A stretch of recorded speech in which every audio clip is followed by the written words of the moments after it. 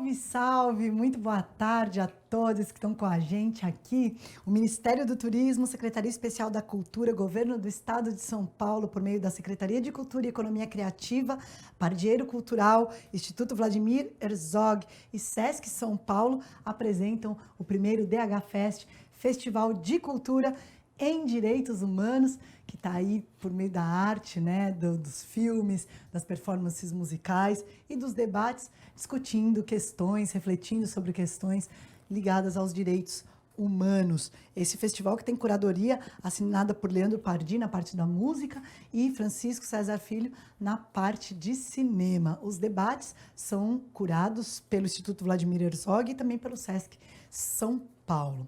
Bom, a co-realização é da Criatura Audiovisual e o festival tem a parceria dos Jornalistas Livres, Mundo Pensante, Projetemos e Ação na Rua SP. O festival é viabilizado através do edital PROAC Expresso Lei Aldir Blanc, número 40-2020, e as plataformas digitais parceiras são o Sesc Digital e a Ensaiei TV. E agora a gente vai acompanhar essa mesa muito massa, Aldeias, Quilombos e Periferias, o poder das palavras na luta por direitos, com a Catarina Guarani e o Nego Bispo. Quem vai fazer a mediação da mesa é a Bianca Santana, jornalista, escritora, doutora em Ciência da Informação e mestre em Educação pela Universidade de São Paulo. Ela é autora de Quando Me Descobri Negra, do livro de Quando Eu Me Descobri Negra, e de uma biografia de Sueli Carneiro, que está em processo de edição. Estamos ansiosos para que saia este livro, todo mundo. Estamos aí, Bianca, ansiosos por esse livro, hein? Essa edição vai sair pela Uniafro. Ela colaborou com a articulação da Coalizão Negra por Direitos e agora se dedica à estruturação do Instituto de Referência Negra Peregum. Ela é conselheira do Instituto Vladimir Herzog também. Muito bom, quero muito ver esse debate. Eu passo a palavra à Bianca Santana. Muito obrigada, Roberta Estrela d'Alva, maravilhosa. Catarina Guarani e Nego Bispo, que honra participar com vocês desta primeira edição do DH Fest, Festival de Cultura em Direitos Humanos, para a conversa Aldeias, Quilombos e Periferias. O poder das palavras na luta por direitos. Catarina Guarani, nossa professora Catarina Delfina dos Santos. Em Tupi-Guarani, Nimbopiruá. Moradora das terras indígenas Piaçaguera, da aldeia Tapirema, no litoral de São Paulo. Líder espiritual, doutorado em antropologia, é da etnia Tupi-Guarani. Nego Bispo, Antônio Bispo dos Santos, é lavrador, poeta, escritor, formado por mestras e mestres de ofícios. Morador do Quilombo Saco Curtume, localizado no município de São João do Piauí. Ativista político e militante de grande expressão no movimento social quilombola e nos movimentos de luta pela terra, atua na coordenação estadual das comunidades quilombolas do Piauí e na coordenação nacional de articulação das comunidades negras rurais quilombolas, a CONAC. Faz parte da primeira geração da família de sua mãe que teve acesso à alfabetização. Então, vamos lá. Eu vou colocar uma primeira pergunta e estou muito ansiosa para ouvi-los a partir dela. Quem resiste há décadas contra a perseguição de seus territórios, línguas e identidades é quem está na vanguarda da luta por direitos. Ter hoje vocês, uma lutadora e um lutador admiráveis, que além da luta, contam histórias e também lutam ao contar histórias. Nessa conversa sobre a palavra que mantém viva a cultura de nossos ancestrais.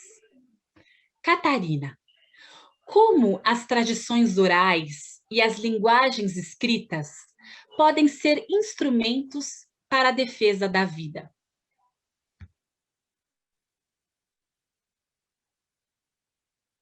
Então, é o que você falou mesmo, a nossa luta é muito grande, porque até então nós sabemos da história oralmente. Todas as coisas que estão guardadas dentro de nós está oralmente. Até que eu estudei um pouco, né, para valorizar mais, porque agora a gente só podemos lutar não mais com arco e flecha, e sim com as canetas, né, e os livros, os papéis, né, que a gente tem que escrever por escrito, mas a luta é muito grande. Os meus pais sofreram muito. Em 1940, eu nasci em 1950, só sei das histórias, mas ainda presenciei muitas coisas desagradáveis, né? Que no antepassado nós fomos os tupis que se encontraram primeiro com os portugueses, né? E fomos proibidos de falar a língua, de fazer nosso costume da casa de reza, de comer a nossa comida tradicional e tudo mais. Então, os tupis quase que perderam a língua materna. Só os mais velhos ainda conseguem falar. E hoje nós estamos tentando reforçar novamente, resgatar novamente a nossa língua. E através da língua, a gente também fazer a nossa cultura, viver a nossa cultura. É difícil para nós, porque cada dia que passa, a luta é maior, né? Porque não só nos antepassados teve exterminação. Mesmo hoje, é bastante complicado. Nós sofremos racismo, né? Nós e os quilombolas e outros mais. Então, é difícil para nós. Mas, mesmo assim, continuamos na luta. Porque se Deus deixou nós aqui na terra, na floresta, é para a gente cuidar da floresta, da água, da mãe terra. Isso que nos dá força. E a gente continuar lutando, ensinando as nossas crianças para respeitar toda a natureza, para que não possa acabar a natureza, porque sem a natureza nós não podemos viver, porque o ar fica poluído, a água se polui, a floresta não existe mais, tem muito pouco agora, os remédios vão se acabando, que os remédios da floresta, e assim a gente continua lutando para reservar e não esquecer aquilo que nós aprendemos. E é muito difícil para nós, então temos que estar todos os dias rezando para Nhanderu, que é para Deus, né? Para que possa nos fortalecer cada dia mais, para que nós possamos vencer essa luta e deixar a nossa cultura para os netos, para os novos que estão vindo agora. Não podemos esquecer aquilo do antepassado e que é a nossa cultura, que é a nossa identidade, que é o nosso canto, que é a nossa comida, e assim por diante. Eu acho que é isso que eu tenho para falar no momento. Obrigada. Muito obrigada, Catarina. Nego Bispo, e para você? Como as tradições orais e as linguagens escritas podem ser instrumentos para a defesa da vida? Então, é dizer o seguinte, eu fui formado por mestras e mestres de ofício pela linguagem oral, pela oralidade.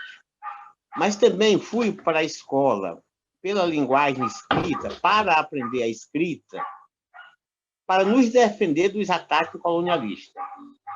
Então, a nossa formação, ou a nossa preparação, nós fomos preparados para compreender a escrita como uma arma para nos atacar. E aí eu fui preparado para transformar essa arma em defesa. Então, meu contato com a escrita é do ponto de vista da defesa. O que ocorre? Quando a escrita chegou no nosso território, ela chegou para quebrar os contratos orais.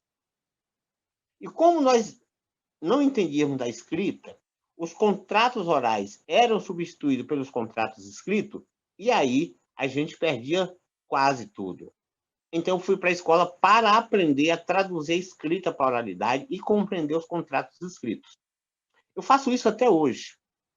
Por exemplo, cada vez que um EIA-RIMA, ou que um grande empreendimento chega para nos atacar, nós precisamos compreender o EIA-RIMA.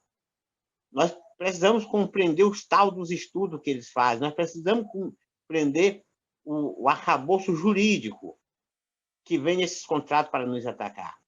E aí a minha função até hoje é tentar traduzir isso para a oralidade. Com isso, o que eu quero dizer? É que a palavra, para nós, é a sonoralização das vidas. Todos os viventes, todas as vidas, elas emitem sons. Elas têm uma sonorização. O que a água faz quando se movimenta? Ela expressa um som. Você chega na margem do rio, você escuta o som das águas. Você escuta o som da cachoeira. O vento, quando bate nas folhas, ele expressa um som, sabe? O fogo, quando é atingido pelo vento, ele também emite um som. Então, todos os elementos da natureza, ou seja, todas as vidas, são sonorificadas em determinado momento. Então, a palavra é a vida, é orgânica. A escrita é a sintetização da vida. Então, a escrita, para nós, é uma coisa desnecessária. A escrita só é necessária para o povo do ter. Ela não é necessária para o povo do ser. Então, nesse sentido, o que eu quero dizer para início de conversa é que nós, povos das palavras, usamos as palavras como narrativas. E os povos da escrita usam as palavras como discurso. É isso o que eu tenho para dizer inicialmente.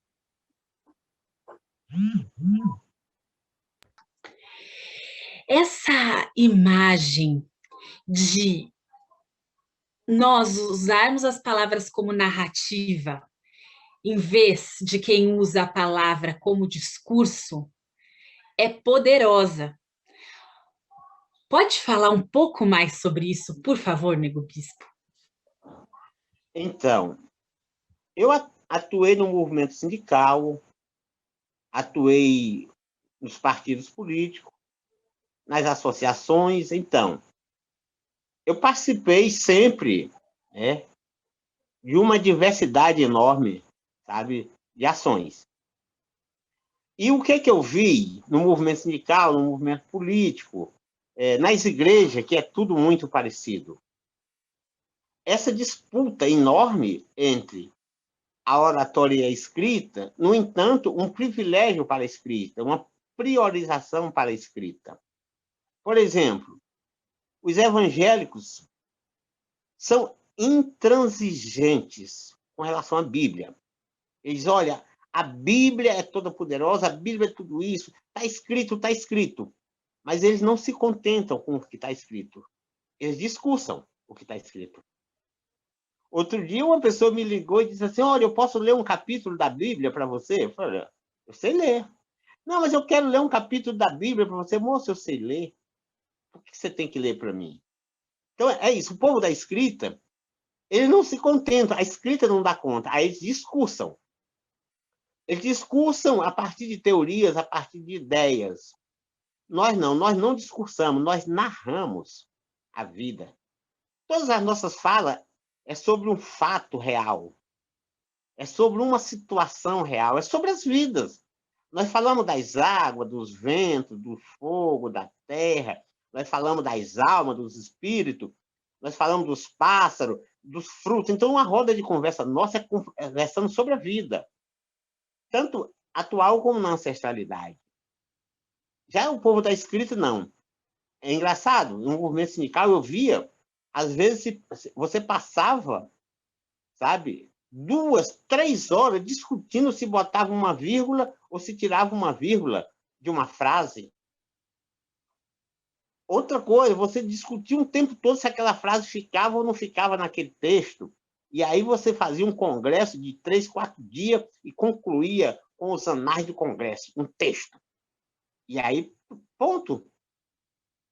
As estruturas partidárias, as prateleiras das bibliotecas partidárias e da estrutura sindical estão cheias de, anais de congresso, de dissertação, de tese, que não serve para nada.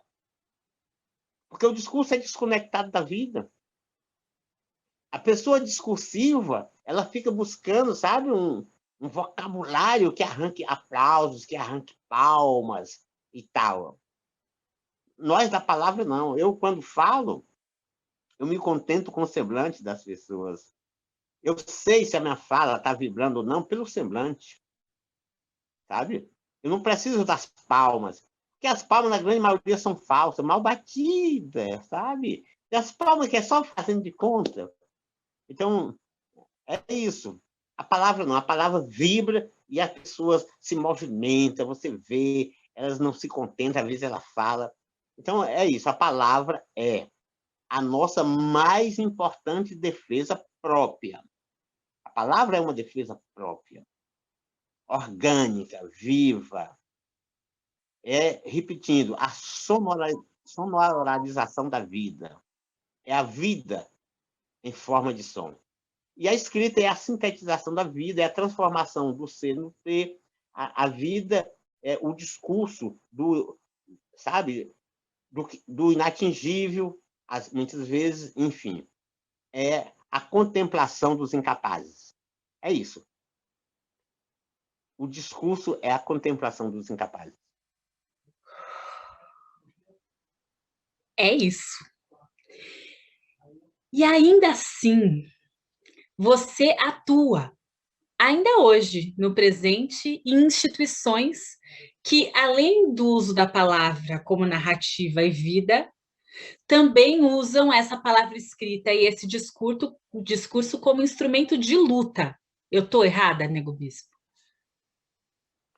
Olha só, eu atuo, mas não pratico tanto assim. O que ocorre? A minha função hoje na SECOC é a função de tradutor. Eu só sou chamado quando é para traduzir esses instrumentos. Da mesma forma na CONAC. Então, eu não atuo na aplicação desses instrumentos, na operacionalização desses instrumentos. Eu atuo na tradução e na transformação desses instrumentos em defesa, no enfraquecimento deles. Sabe? Por exemplo, vou te contar uma história maravilhosa. Nós estávamos numa reunião com o pessoal do Ministério do Meio Ambiente para discutir o cadastro ambiental rural nas comunidades. É um instrumento de ataque que também pode ser transformado em defesa. Depende, né, de como a gente se prepara para isso. E lá, eu disse que o cadastro ambiental rural era uma chantagem institucional, que o Estado era um chantagista institucional. Eu disse, e o pessoal, os agentes do Estado não ouviram bem, não prestaram atenção no que eu estava dizendo. Na hora de fazer a memória da reunião, aí nós resolvemos colocar aqui, eu tinha dito isso. Aí eles disseram que não tinham ouvido, olha, mas todo mundo ouviu, só não vocês que ouviram. Aí eles disseram, mas nós não estamos fazendo chantagem institucional? Isso é mentira. Como é que você vai botar isso se nós não concordamos? Sim, mas nós falamos, vocês passaram batido. Nós vamos colocar. Aí um moço maravilhoso chamado John Martin, que é quilombola, lá do Pantanal, que agora está aqui no Quilombo Salinas, que é a 100 quilômetros da nossa comunidade, casou-se com a quilombola daqui. Aí o Johnny pega o nosso livro e diz, olha, vocês estão vendo esse livro? Aquele velho ali, o Nego Bispo, foi quem escreveu esse livro, ele é o nosso mestre. Ele está provando aqui nesse livro que vocês fazem chantagem institucional. Eu fiquei apavorado. Eu não escrevi isso no livro. Caramba! Onde esse menino vai encontrar essa história nesse livro? E olha, eu fiquei, sabe? Como diz, numa saia justa, numa sinuca de bico, numa calça sem perna rasgada. Eu fiquei numa situação delicada. Aí o que ele faz? Ele diz, olha, o meu avô é o maior produtor de rapadura ou de leite, eu vou confundir aqui as coisas, lá do nosso município. E o meu pai é o maior produtor. Um é o maior produtor de rapadura e o outro é o maior produtor de leite. O vô e o pai. Pronto. E aí ele disse, eles vão no banco e diz, olha, nós viemos aqui pedir um empréstimo. Eu sou o maior produtor de rapadura e ele é o maior produtor de leite. Quanto cada um de nós temos direito a receber por empréstimo? Aí o que é que o banco dizia? Naquela época, no máximo R$ 4.500, porque R$ 4.500 era o valor autorizado por um outro documento escrito, que eles chamam de Declaração de Aptidão ao Pronaf, DAP. Então, quem tinha uma DAP, do poste da DAP deles, parecia que era uma DAP B, coisa assim, só podia pegar até R$ 4.500, mesmo sendo o maior produtor de leite e o maior produtor de rapadura do município. No entanto, chegou um cara de São Paulo, comprou uma propriedade e foi no banco. E disse, olha, eu sou um proprietário rural. Ele não disse eu sou um quilombola, ele disse eu sou um proprietário rural.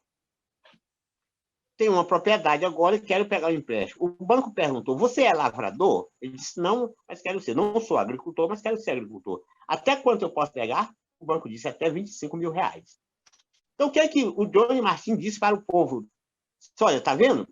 Se o meu avô dissesse que não era quilombola, se o meu pai dissesse que não era quilombola, ele pegava R$ 25.000. Mas como ele disse que era quilombola, só pegava 4.500. Então, vocês estão chantageando meu avô e meu pai, para eles dizerem que são agricultores e não quilombola. E aí você faz isso usando o dinheiro público. Isso é chantagem. Menina, eu fiquei assim, vibrando, porque isso foi assim, sabe? Uma forma fantástica de enfraquecer a escrita, potencializar a oralidade e pegar o instrumento deles e transformar em nossa defesa. Então, são essas coisas. Por isso, está vendo? Nós fazemos narrativa. Eu não estou aqui fazendo um discurso. Eu não estou aqui te trazendo uma teoria. Estou narrando um fato real que aconteceu. Aconteceu lá no Quilombo, aconteceu no banco, aconteceu na reunião nossa com o Ministério do Meio Ambiente. Então, é assim que a gente lida com a palavra e com a escrita. Então, eu vou para ajudar a enfraquecer as palavras deles, ou usar as palavras deles contra eles na oralidade. Eu pego da escrita e jogo para a oralidade, e nossa galera pega da oralidade e joga para a escrita, e a gente faz essa circularidade. Axé, circularidade, um valor, né, que a gente gosta e pratica em tudo que vem numa matriz africana, afro-brasileira. E quando você traz, né, esse princípio, aparecem tantos outros. Sua fala, muitas vezes, soa para mim como circular. E essa circularidade me lembra um texto recente que eu li seu, chamado Cupim que vai para a festa de Tamanduá. Você faz um alerta muito parecido no texto com esse que está fazendo agora, contando essa história. Pode contar um pouco desse texto aqui nessa conversa, Nego Bispo, já com o convite para todo mundo buscar esse texto aí, Cupim que vai para a festa de Tamanduá? Então, de onde é que vem essa fala? De novo, é uma narrativa. Nós estávamos numa reunião, né, e eu não voto desde 96. Em 96 foi a última vez que eu votei. Em 97 eu me desfilei do partido. Em 98 eu renunciei à institucionalidade. Eu era dirigente sindical em uma instância estadual da Federação dos Trabalhadores na Agricultura. Eu renunciei desse cargo, porque na CONAC nós não temos institucionalidade. Na SECOC também não. Na CONAC e na SECOC nós somos convidados por reconhecimento e não por eleição. E somos convidados eventualmente. Nós não somos convidados permanentemente, eventualmente. Quando eu posso contribuir, eu sou chamado. Quando eu não preciso ou não dou conta, não sou chamado. Fico quieto. Então, veja bem. Mas aí, quando teve a história do impeachment da Dilma, aí me perguntaram, Nego Bispo, o que você acha? Foi ou não foi golpe? Aí o que eu falei? Cupim que vai para a festa de Tamanduá não volta. Então, a partir daí, eu comecei a aprofundar essa reflexão. E fiz uma relação entre um artigo que tem no nosso livro Colonização, Quilombos, Modos e Significações, que é Fluxos Sociais. Esse artigo eu escrevi na véspera da minha saída do partido, já também anunciando por que eu ia sair, porque eu não acreditava mais nesse movimento na forma que eu acreditava quando entrei, né? Quando eu entrei, eu já não acreditava tanto, mas aí agora eu já tinha mais elementos para poder anunciar o meu afastamento. E daí, o que a gente vem fazendo é isso, a gente narra determinadas situações e, a partir dessas narrativas, a gente vai elaborando a trajetória da nossa fala, e a nossa fala na trajetória ao mesmo tempo, certo? Então, esse artigo, inclusive, eu estou conversando agora com uma moça do Espírito Santo, que está na Alemanha, ela me pediu para traduzir aquele outro, que é Somos da Terra, que foi publicado pela Psiagrama, e eu disse para ela que aquele já foi traduzido, já está circulando em inglês, inclusive com algumas imagens e tal. E aí eu sugeri que ela traduzisse esse agora, esse cupim que vai para a festa de Tamanduá. Ela vai me dar um retorno amanhã, se traduz ele ou se pede um outro texto para traduzir. Eu gosto muito dele. Mas então, o alerta que nós estamos fazendo ali é isso, é dizer que a vida inteira, os sindicatos, os partidos de esquerda, as igrejas, todas as igrejas, católica, evangélica, todas elas, quiseram protagonizar as nossas trajetórias. São povos que não têm trajetórias, têm teorias, e querem protagonizar as trajetórias dos outros. E aí, para isso, inclusive, a nossa organização, a CONAC, a SECOC, alguns povos nossos ficam discutindo a questão da inclusão. A lógica da inclusão nesse campo da questão dos direitos, já que está na temática do festival.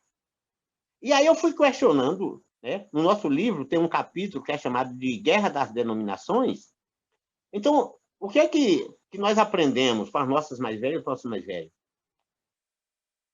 Potencializar as nossas palavras, aquelas palavras que são mais usadas por nós, e enfraquecer as palavras dos colonialistas. Por exemplo, dificilmente eu chamo eles de branco, porque se eu chamar de branco, eu estou usando uma palavra que é potente para eles. Eles vão festejar. Então, eu não chamo de branco, eu chamo eurocristão colonialista. Ou simplesmente colonialistas. Ou amareladas, amarelados, não negros, mas dificilmente eu chamo de branco, porque eu não vou, sabe, privilegiá-los pronunciando as palavras potentes deles. Bom, então nessa questão da inclusão, isso sempre me incomodou. Como é que eu quero ser incluído na sociedade dos shoppings, na sociedade do tudo igual? Ora, tudo igual é mono. E a esquerda fica dizendo que nós somos todos iguais. Não, nós não somos todos iguais. Iguais são os monos, nós somos poli. Poli é diverso, é diversal. Nós somos diferentes, porém confluentes. Nós somos diversos, porém nos compartilhamos. É outra história. E aí, esse artigo é para dizer que essa lógica da inclusão é uma lógica doida, sem sentido. É uma lógica da eliminação. Você ser incluído na sociedade colonialista é você ser eliminado enquanto quilombola. Você ser um cidadão brasileiro e não ser um quilombola primeiro é você estar na sociedade eurocristã. E nós não somos de sociedade, nós somos de comunidade. A comunidade é feita de pessoas, a sociedade é feita de posseiros, de proprietários. Só faz parte da sociedade quem tem posse. Quem não tem posse é mendigo, não é cidadão. Tanto é que tem aquele velho ditado, olha, vale quem tem. Então, na verdade, o artigo ele ia ser publicado em um livro. Depois o pessoal da Praia Vermelha me pediu um artigo. O pessoal do livro não conseguiu recurso para publicar. Eu peguei de volta, fiz uma reedição e mandei para a Praia Vermelha. E parece que está circulando, né? Que você conseguiu ler, parece que as pessoas estão lendo. É um pouco isso. Maravilha, maravilha ouvir vocês. Catarina, que bom ter você aqui de volta. O seu microfone está fechado. Agora sim. Já. Obrigada. Que bom. Catarina, você tinha Eu só falado... consegui ouvir algumas coisas do... Não, pode ficar tranquila, vai dar certo assim mesmo. A gente vai caindo e voltando e remendando a conversa, vai dar tudo certo. Catarina, você tinha falado antes sobre os remédios da floresta. E enquanto eu pensava dos remédios da floresta, eu também pensei na palavra como remédio. A palavra é remédio também? A palavra porque vem dentro de você a palavra, né? Então, você tem que sempre estar com as palavras boas para outras pessoas, porque se você não tem palavras boas para outras pessoas, você mesmo está precisando de remédio, né? Acho que é isso. Muito bom. E você falava antes que o arco e a flecha já foram instrumentos contra o colonialismo e que agora a palavra oral e escrita são esse instrumento também.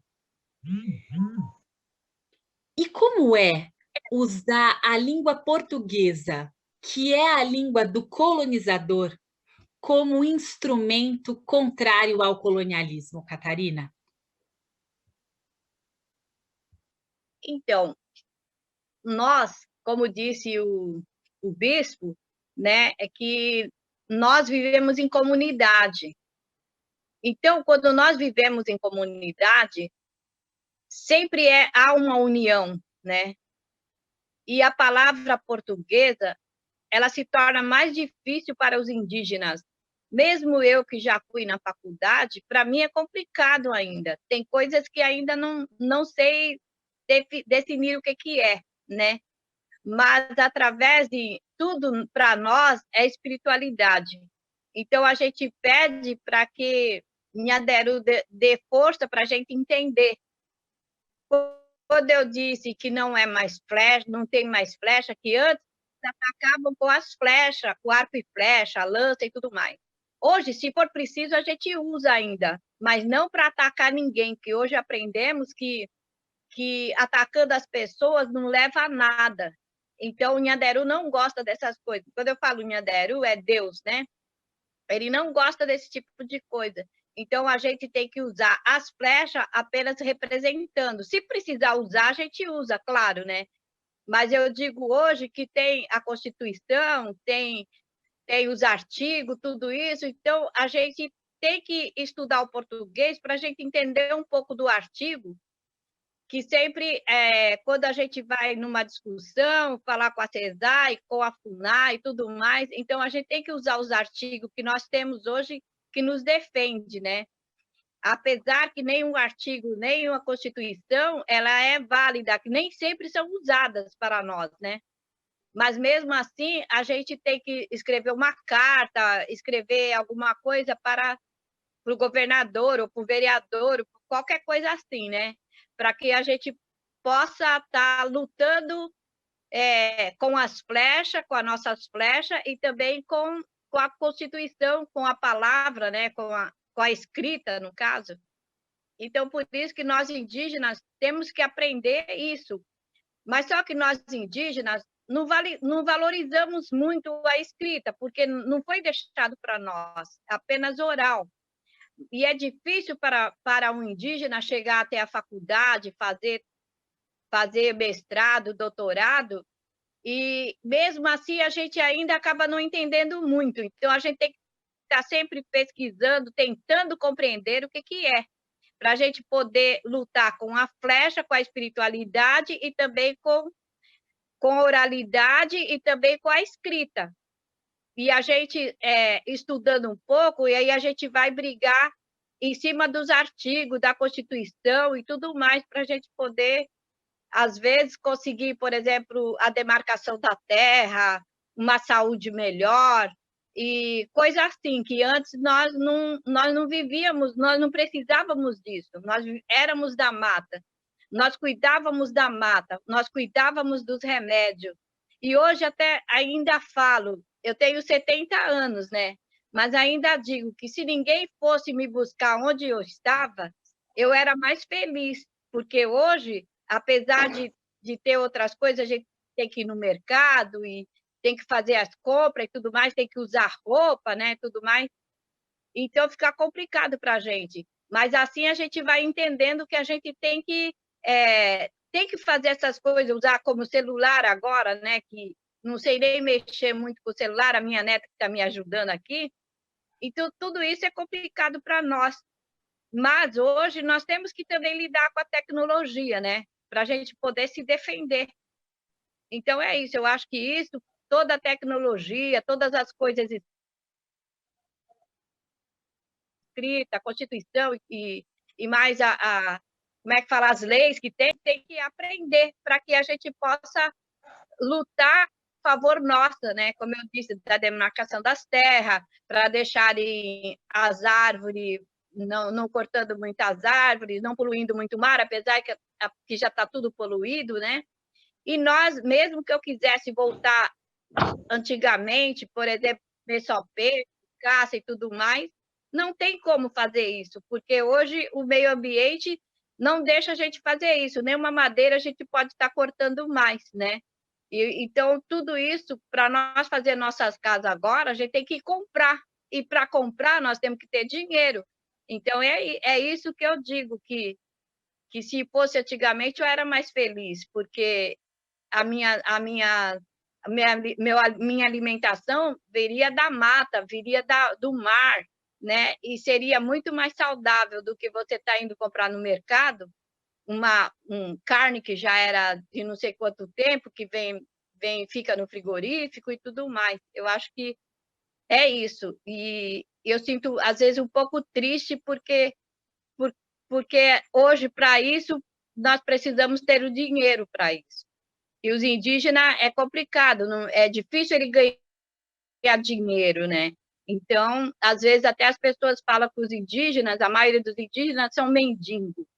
Mas não somos mendigos, é porque agora que nós estamos aprendendo, que nem a minha comunidade mesmo, não sai por aí pedindo esmola. A gente tenta, luta aqui dentro da comunidade para a gente ter uma melhor sustentabilidade. É isso que eu acho que eu tenho para dizer. E o que eu ouvi do bispo é tudo verdade que ele estava falando, né? Eu concordo com ele. E parabéns das palavras dele, das histórias, que eu achei muito, muito bonita a história dele. E muito sofrido também, né? Mas a gente estamos aí para ensinar os nossos filhos, os nossos netos e tudo mais.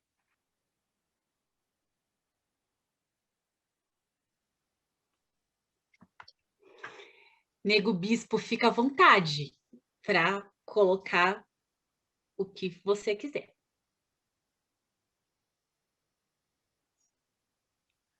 Só nessa parte que você perguntou se a palavra também é remédio, e ela disse, a Catarina disse que a gente tem que falar palavras boas. Mãe Joana, que foi uma das minhas grandes mestras, minha tia-avó, mas minha mãe, minha avó, minha madrinha, então, assim, Mãe Joana dizia, palavras boas, horas algumas, e palavras ruins, horas nenhumas. Então, é só para trazer essa frase que eu acho maravilhosa, e essa frase ela me acompanha sempre. Então, eu recebi, juntamente com a Marielle Franco, em memória, Conceição Evaristo e Ailton Krenak, o prêmio de mestras e mestres das periferias no Complexo da Maré. E por que nós recebemos esse prêmio? Porque eles avaliaram que as nossas falas são falas boas, falas positivas.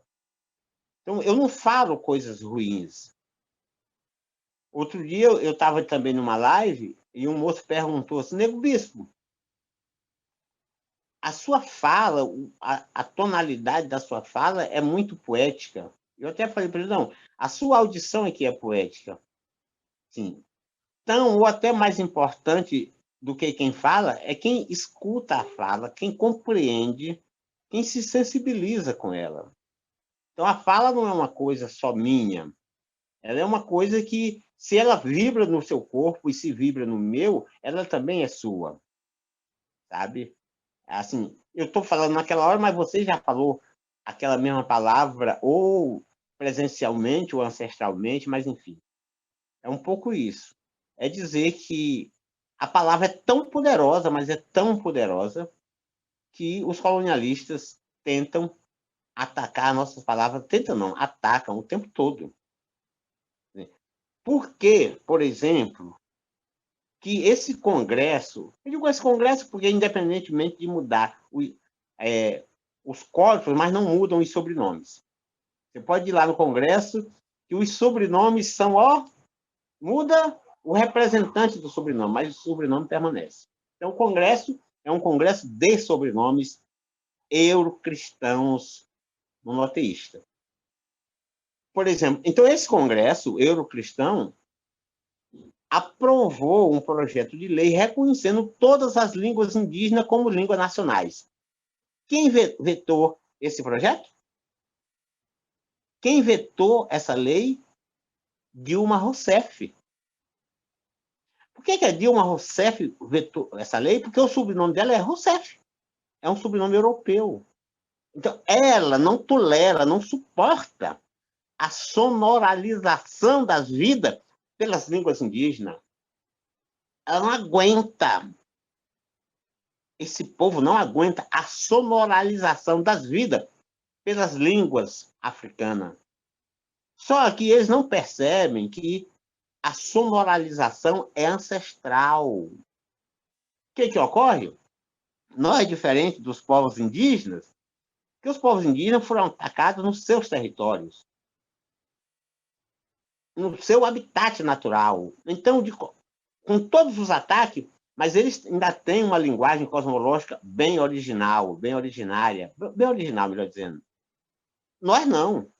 Nós fomos tirados do nosso habitat para ser atacados no território dos povos indígenas. E nós tivemos que ser generosos de tal forma de nós não atacarmos aos povos indígenas, a não ser sobre a violência dos colonialistas. O que nós fizemos? Nós nos preparamos para pegar aquilo que os colonialistas tiraram dos povos indígenas e não iam mais devolver. E os povos indígenas não estavam mais escutando, então nós escutamos para nós. Mas nós também pegamos a língua dos colonialistas. E outro dia eu estava numa live com o pessoal de Cabo Verde, e um jovem que eu gosto muito, né, me fez essa pergunta. Como é que nós vamos fazer a luta contra a colonialista falando a língua do colonizador? Falei, é isso mesmo. Nós somos povos de fronteira. Os quilombos nunca estiveram longe dos colonialistas. Nós sempre tivemos na fronteira. Então, o que nós vamos fazer? Nós vamos pegar as palavras deles e enfraquecer. Nós vamos criar palavras. Nós vamos pegar fragmentos de palavras coloniais e vamos transformar em palavras contra-coloniais. E vamos pegar palavras que são coloniais e vamos transformar em contra-coloniais. Por exemplo, confluência não é uma palavra africana. Confluência não é uma palavra indígena. Mas os colonialistas não gostam muito de usar confluência, eles usam coincidência. Quando eles encontram com outro de uma forma, vamos dizer assim, espontânea para eles, aí diz, que coincidência. Aí o que nós fizemos? Nós dissemos, não é coincidência, não é confluência, porque nada é por acaso. A gente não se encontra sem querer, sem saber, a gente se encontra porque a gente se movimenta na mesma direção. A gente tem uma mensagem cosmológica, a gente tem uma energia cosmológica nos levando. Então, o que nós fizemos? Nós pegamos a confluência e detonamos com a coincidência.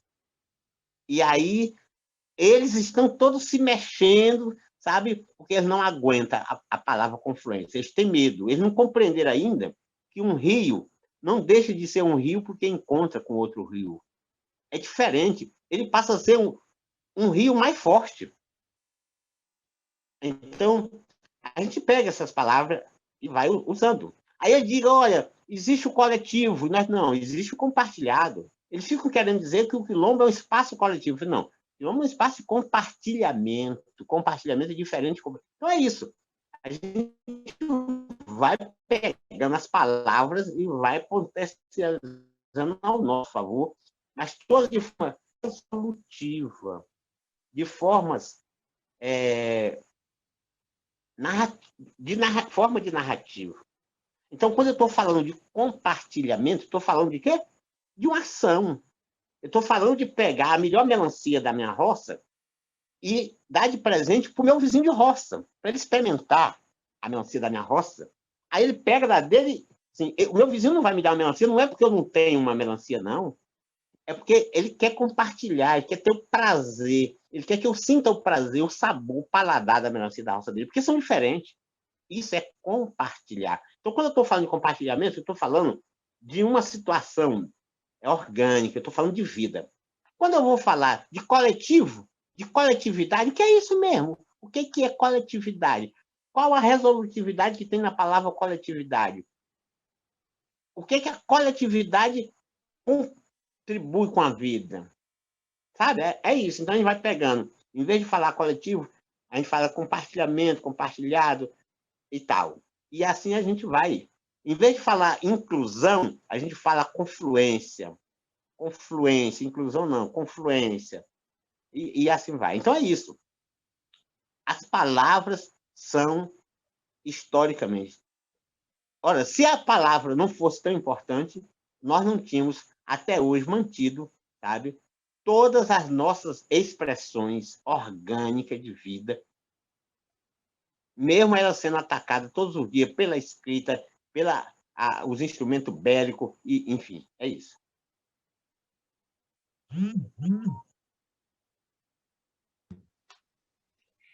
E Nego Bispo, direitos humanos. Esse termo é discurso ou é narrativa? É discurso,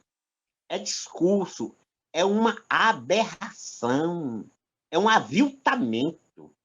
Quando você diz direitos humanos, é como se as outras vidas não tivessem direito. O que é isso? Os humanos se acham o suprassumo, a coisa mais importante. Os humanos são a pior espécie do planeta.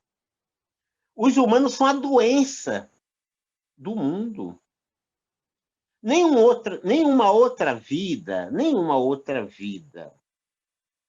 nesse momento, vamos dizer, dizimada pelo Covid-19. O Covid-19 não consegue matar nenhuma outra vida, só mata os humanos. Por quê? Porque os humanos são mais fragilizados, porque eles são mono, porque eles são mesquinhos, porque eles atacaram sem pensar as outras vidas. Então, os humanos atacaram as matas, atacaram os peixes, as águas, tudo, eles atacaram tudo.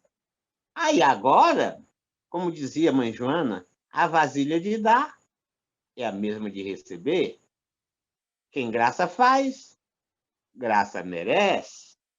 Então, esses humaninhos cosmofóbicos estão colhendo o que plantaram. Ou seja, quando os humanos jogam veneno na agricultura, jogam veneno na terra, de avião, sabe? Por exemplo, outro dia eu fui aqui visitar uma comunidade nos Cerrados, aqui no estado do Piauí, num lugar que eles chamam de Matopiba. Era a gente andando na pista e o avião por cima jogando veneno. 150 quilômetros só de soja e os aviões jogando veneno. Ali eles estavam praticando a pandemia contra todas as demais vidas. Aí não quer o retorno? Então, quando eles jogam veneno na terra, eles praticam a pandemia contra todas as vidas, porque na terra também tem a água, na terra tem os pássaros, na terra tem a mata, na terra tem tudo isso. Quando eles jogam resíduos gasosos no ar, também eles estão praticando pandemia contra as outras vidas. Quando eles jogam esgoto nos rios, eles estão praticando pandemia contra as outras vidas. Então, o coronavírus é simplesmente o retorno. Tanto é que no começo eles andaram dizendo, olha, os quilombolas é quem mais vai morrer, os indígenas que mais vai morrer. Não é assim que funciona. Aqui, onde eu estou, no Quilombo Sacurtume, tem mais de 100 famílias. Vários tiveram sintomas leves e ninguém morreu.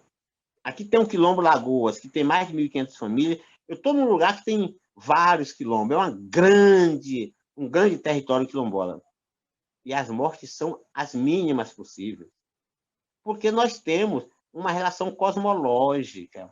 É isso que Catarina falou. A gente toma chá de folhas vivas. A gente não toma aquele chá de folha que está lá no supermercado, desidratada, dentro do saco de plástico. A gente toma chá de folha viva. A gente come fruto fresco. A nossa alimentação ainda é melhor do que a alimentação do povo da cidade. Por ruim que seja, conforme Catarina falou. A gente ainda compra muita coisa dele. Mas a gente tem muita coisa aqui na nossa comunidade. Então, é dizer isso, sabe? É dizer que não é direitos humanos, é direitos orgânicos. Na verdade, não é direito, é condição. Direito não serve para nada, o que serve é condição. De que adianta eu ter direito se eu não tenho uma condição? Por exemplo, dizem que os povos indígenas têm direito a demarcar suas terras. Cadê as condições de demarcar? Porque quem teria que ter condição era o Estado. O Estado disse que não tem. Dizem que está na Constituição, que os povos quilombolas têm direito às suas terras regularizadas. Cadê que regularizou? Nós não temos condição. Agora regularizou do agronegócio. Regularizaram as terras para o agronegócio. Por incrível que pareça, preste bem atenção, já que está gravando, olha só que cena. A reforma agrária saiu de pauta nos governos do PT, quando o MST tinha grande parte do seu povo no INCRA. E nesse momento, que bons quadros inteligentes do MST estavam ocupando o cargo no INCRA, e quando o governo do PT estava ocupando o cargo, a reforma agrária saiu de pauta. Por quê? Porque regularizou as terras do agronegócio. Por quê? O agronegócio tem condição. Então, de que serve ter direito se não tem condição? Então, direitos humanos é uma falácia, direitos humanos é uma aberração, é um aviltamento, é um discurso. Só discurso, não é narrativa. Narrativa é condições. Eu não quero ter direito, eu quero ter condições. E ter condições, eu posso ter condição dentro do território, mesmo sem ele ser regulamentado. Porque a condição é força, é energia. Eu não vou dizer poder, que essa palavra também não é boa para nós. Mas condição é força. É condição. Condição é condição.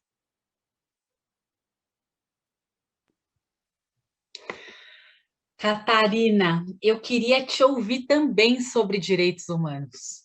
Sempre que eu ouço Nego Bispo, eu fico assim, ó, perturbada, vou ficar pensando semanas, e acho que quem nos ouve vai ficar assim também. Gostaria de ouvir de você, Catarina. Direitos humanos. Então, eu concordo com o que o bispo falou, que os direitos humanos nem existe, né? Porque os direitos humanos seria de toda a humanidade, no caso, como ele disse, dos animais, dos peixes, de tudo mais, porque nós somos humanos, diz, né, que a gente é humano, nós devíamos respeitar aquela outra que não tem muito raciocínio. No fim, nós somos humanos, mas não respeitamos nem a natureza, né? Que humanos nós somos, né? Então, eu queria dizer que esses direitos humanos aí que eles falam é só de fachada mesmo, direitos humanos, né? Parece uma palavra muito bonita, mas, na realidade, direitos humanos não respeita nem os humanos, quanto mais os animais, os peixes, as florestas e tudo mais. Para ser direitos humanos, seria que respeitar tudo, porque Deus deixou a terra, deixou a nossa mãe terra, para a gente cuidar. Nós, os indígenas, antes, né, antes dos portugueses chegarem aqui, nós não tínhamos terra demarcada. Às vezes eles falam assim, nossa, esses índios andam, vai para lá, vem para cá, e não param de andar. Mas porque a terra era nossa. Então, nós tínhamos que andar mesmo. Minha avó dizia que a gente fazia uma casinha e não era nem roçado, não usava máquina nem nada para fazer as nossas roças, era pouquinho para sustentabilidade. E quando aquele lugar achava que a terra estava meio fraca, então ele ia para outro lugar para achar, para não desmatar toda a terra. Era só uma parte mesmo para alimentação ali, né? E hoje não. Hoje não tem tem os ruralistas que acabam com tudo. A soja, o milharal e tudo mais, todas essas coisas, e ainda é envenenada, né? Porque ela põe aquelas, né, agrotóxico e acaba tanto envenenando as coisas, o plantio, quanto envenena nós, né? Então, é complicado dizer direitos humanos, porque aí nós segurávamos assim as terras, assim, ia para lá, ia para cá, para não destruir toda a terra, para não acabar com as árvores, para não acabar, não poluir a água, né? E não poluir o mar, não poluir nada. E eu mesmo cresci tomando o remédio da floresta, porque eu nasci na beira de um rio. E era muito distante, 20 quilômetros, tinha uma farmácia pequena, né? E daí, para dar todos esses quilômetros que tinha tinha não sei o que, as injeções, tudo, então eu não conhecia isso até 7 anos de idade. Então, isso, para mim, eu me sinto orgulho de falar isso para mim. E, no entanto, que hoje eu sou mais saudável dos meus irmãos que nasceram depois. Porque agora alguns irmãos meus já têm diabetes. Eu, graças a Deus, não tenho nada disso. Nunca fiz uma cirurgia, não tenho diabetes. Graças a Deus, eu sou bem de saúde. Eu acho que graças aos remédios do mato e graças à alimentação que tínhamos, que meu pai plantava na mata, né? na roça, como ele dizia, né? Então, eu cresci na roça. Então, por isso que eu me sinto orgulho de dizer que eu cresci comendo batata doce, mandioca e tudo mais, não salsicha do mercado, não Toddy lá do mercado, chocolate do mercado. Hoje, as crianças, os indígenas pequenos, que acabam acostumando, de manhã já pede: "Ô, mãe, você não vai no mercado comprar chocolate?" Isso, eu fico horrorizada com isso. Mas eles já aprenderam com a vizinhança, com os não indígenas, né? Tudo isso para mim é um veneno. Salsicha é veneno. Uma Coca-Cola, hoje eles querem, chega uma semana, aí que aqui é um pouco longe também do mercado, da mercearia. Ai, mãe, você não vai no mercado para comprar um guaraná? É um veneno, tudo isso, refrigerante, tudo é um veneno.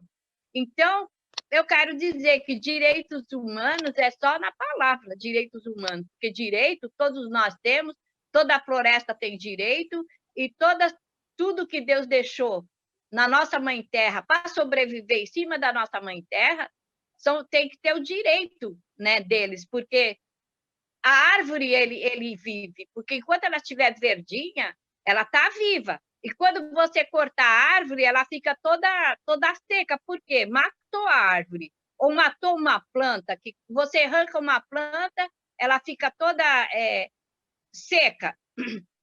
Então, isso você matou as plantas. Então, todos nós temos direito de viver. Então, somos humanos e não respeitamos essa parte. Eu acho que não, como disse o bispo, né?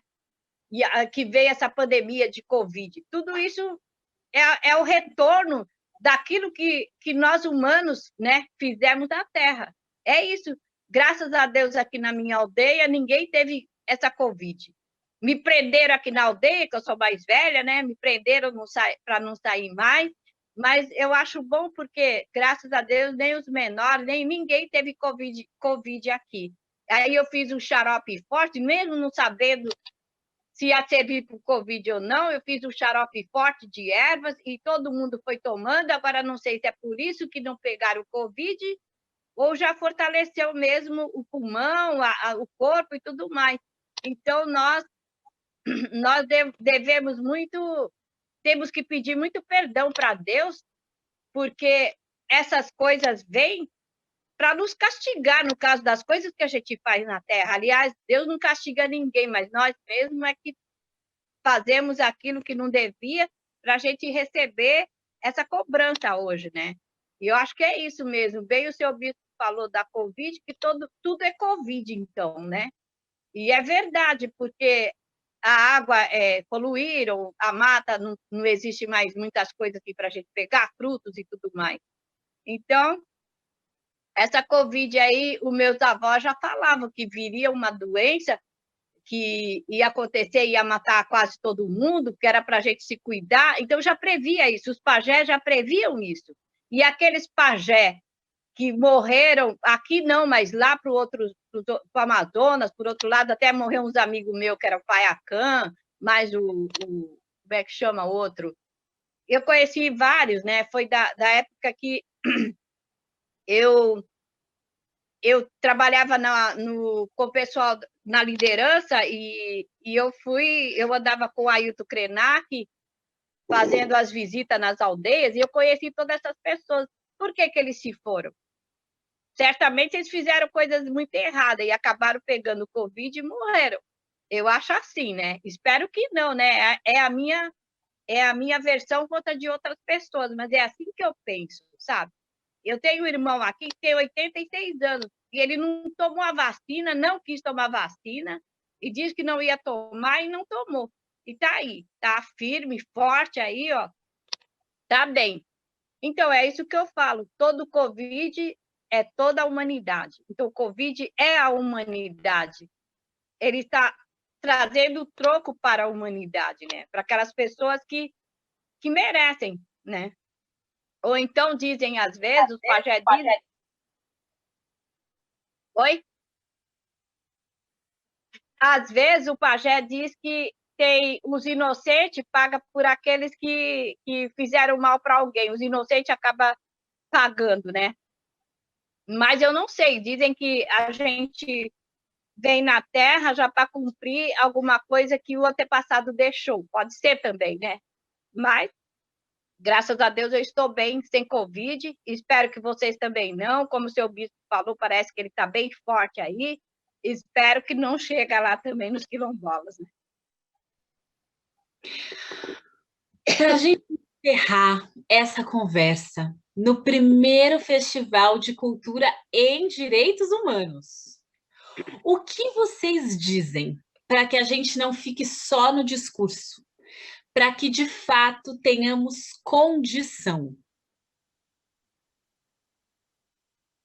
Entendi. Pode começar, Nego Bispo, e depois a gente passa para a Catarina? Obrigada. Eu quero dizer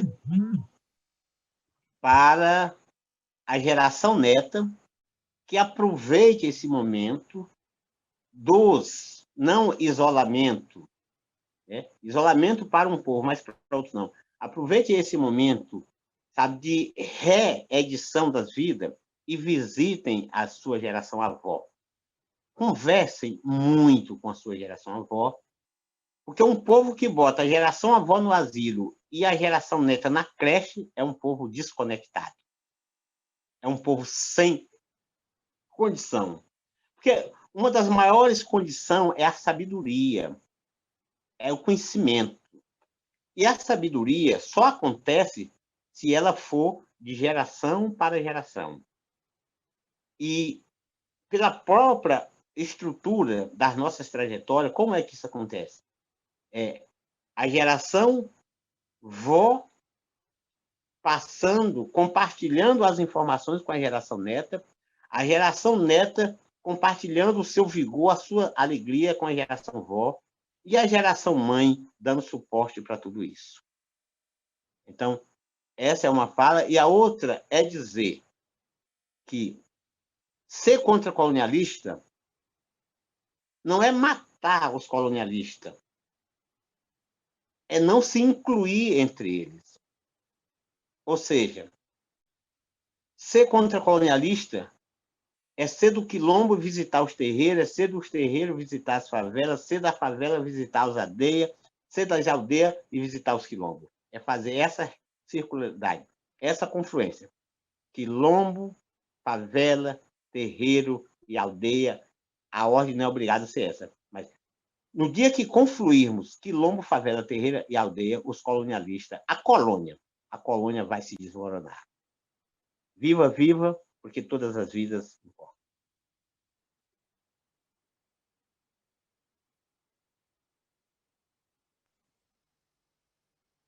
Catarina, como a gente faz para não ficar só no discurso de direitos humanos, mas para, de fato, garantir direitos? Por favor. Então, eu acho que a gente não tem que, realmente não pode ficar só no discurso. E a quarentena foi para isso, né? Para a gente refletir, pensar no que aconteceu e a gente melhorar, né? Os seres humanos melhorar com a natureza, com outras pessoas. Porque numa comunidade onde eu vivo, ninguém é melhor do que o outro. Se uma pessoa tem um pouco mais de coisa, a gente divide. E é isso que a cidade, os lugares mais, os empresários, essas pessoas que têm mais dinheiro, devia dividir com as pessoas mais pobres, né? Que existe muito na periferia, pobreza. E eles deviam dividir. Então, eu acho que nós teríamos que ser mais, como é que fala? Se confraternizar com todas essas pessoas, né? Se tudo isso aconteceu, é para uma reflexão, para cada uma das pessoas refletir o porquê disso. Porque tem gente que está falando que está ficando na quarentena, já não está bem, porque está isso, está aquilo outro. Eu fiquei na quarentena aqui na aldeia, mas eu estou de boa, não fiquei em depressão, nada, né? Apesar que aqui atrás da minha casa aqui tem uma lagoa grande, na frente tem uma praia, mas assim, realmente os seres humanos, chegou a hora deles refletir, né? Para depois dizer dos direitos humanos, né?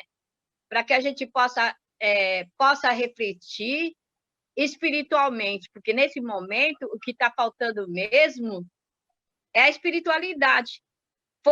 Ter força na espiritualidade, para que a gente possa conscientizar daquilo que está acontecendo para cada um de nós, para que possamos vencer isso, é a confraternização, parar pelo menos 5, 10 minutinhos para refletir, para realmente ver o que está acontecendo aqui na cidade, nas comunidades, refletir um pouco mais.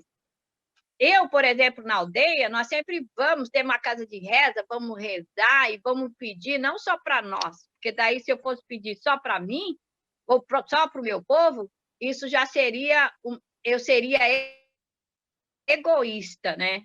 Então, eu tenho que pedir para todos que estão doentes, para consolar as pessoas que perderam os seus pais, os seus filhos e tudo mais. Então, isso é uma reflexão que a gente tem que fazer, para tudo isso diminuir.